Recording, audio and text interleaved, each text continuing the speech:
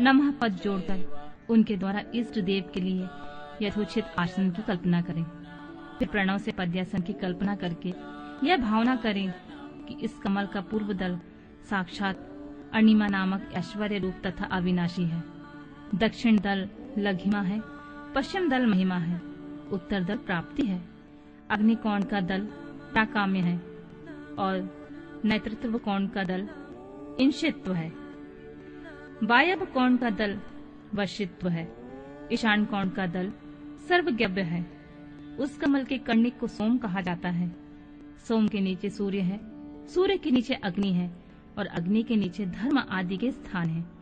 क्रमशः ऐसी कल्पना करने के पश्चात चारों दिशाओं में अव्यक्त महत्व, अहंकार और उनके विकारों की कल्पना करें।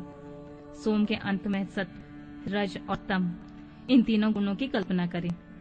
इसके बाद सद्वजातम, प्रब्द्यामि इत्यादि मंत्र से परमेश्वर शिव का आवाहन करके ओम वासुदेवाय नमः इत्यादि वामदेव मंत्र से इन्हें आसन पर विराजमान करें। फिर ओम तत्पुरुषाय विद्महे इत्यादि रुद्र गायत्री द्वारा इष्ट देव का सानिध्य प्राप्त करके फिर ईशानम सर्व विद्या नाम इत्यादि मंत्र से आराध्य देव का पूजन करें। पाद्य और आचमनीय अर्पित करके अर्घ्य दें।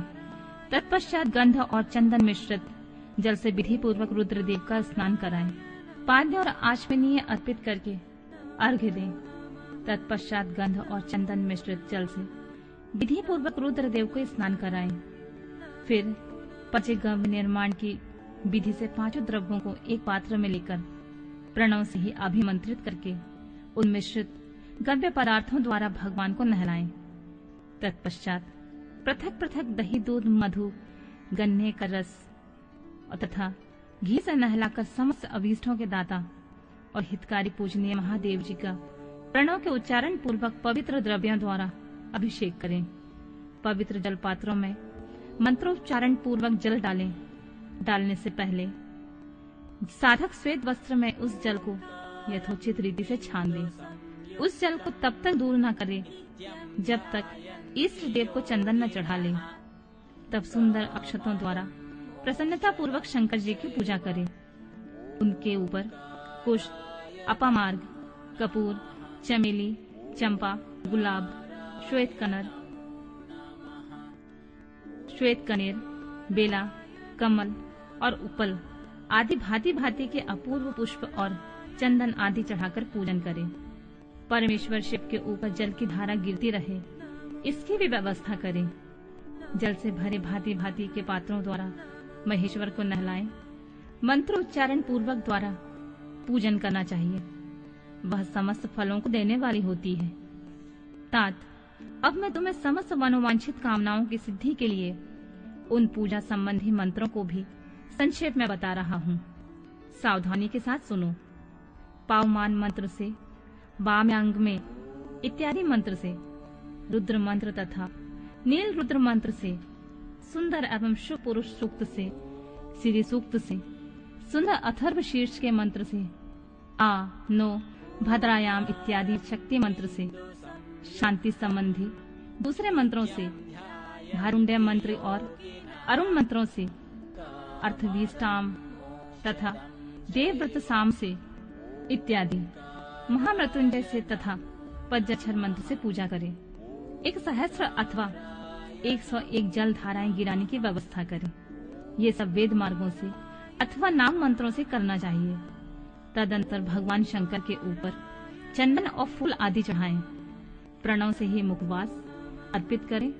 इसके बाद जो स्फटिक मणि के समान निर्मल, निष्कल, अविनाशी, सर्वलोक कारण, सर्वलोकमय परम देव है, जो ब्रह्मा, रुद्र, इंद्र और विष्णु आदि देवताओं की भी दृष्टि में नहीं आते हैं।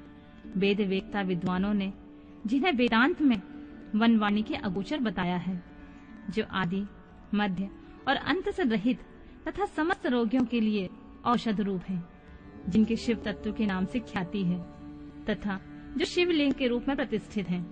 उन भगवान शिव का शिवलिंग के मस्तक पर प्रणव मंत्र से ही पूजन करें। धूप, दीप, नैवेद्य, सुंदर तांबुल एवं सुरों में आरती द्वारा यथोक्त विधि से पूजा करके स्तोत्रों तथा अन्य नाना प्रकार के मंत्रों द्वारा उन्हें नमस्कार करें। फिर अर्घ्य देकर भगवान के चरणों में फूल बिखेरें तथा साष्टांग प्रणाम करके देवेश्वर शिव की आराधना करें। फिर हाथ में फूल लेकर खड़े होकर दोनों हाथ जोड़कर मंत्र से सर्वेश्वर शंकर की पुनः प्रार्थना करें। कल्याणकारी शिव, मैंने अनजाने में अथवा जानबूझकर जो जप पूजा आदि सत्कर्म किए हैं वे आपकी कृपा से सफल हों। इस प्रकार पढ़कर भगवान शिव के ऊपर प्रसन्नता पूर्वक फूल चढ़ाएं। स्वास्थ्य वाचन करके नाना प्रकार की आशय प्रार्थना करें। फिर शिव के ऊपर मार्जन करना चाहिए। मार्जन के बाद नमस्कार करके अपराध के लिए क्षमा प्रार्थना करते हुए पुनरागमन के लिए विसर्जन करना चाहिए। इसके बाद आद्या से आरंभ होने वाले मंत्र का उच्चारण करके नमस्कार करें। फिर संपूर्ण भाव से विभोर होकर प्रार्थना करें।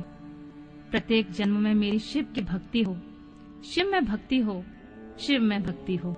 शिव के सिवा दूसरा कोई मुझे शरण नहीं देने वाला। महादेव, आप ही मेरे लिए शरण दाता हैं। इस प्रकार प्रार्थना करके संपूर्ण सिद्धियों के दाता देवेश्वर शिव की पराशक्ति के द्वारा पूजन करें। विशेषतः गले के आवाज से भगवान को संतुष्ट करें। फिर सपरिवार नमस्कार करके अनुपम प्रसन्नता का अनुभव करते हुए समस्त लौकिक कार्य सुखपूर्वक करता रहे। जो इस प्रकार शिव परायण होकर प्रतिदिन पूजन करता है उसे अवश्य ही पग पग पर सब प्रकार की सिद्धियां प्राप्त होती हैं। वह एक उत्तम वक्ता होता है और उसे मनोवांछित फल की निश्चित ही प्राप्ति होती है। रोग, दुख, दूसरों से निमित्त होने वाला उद्वेग, कुटिलता एवं विष आदि के रूप में जो जो कष्ट उपस्थित होता है उसे कल्याणकारी परम शिव अवश्य नष्ट कर देते हैं। उस उपासक का कल्याण होता है। भगवान शंकर की पूजा से उसमें अवश्य सद्गुणों की वृद्धि होती है।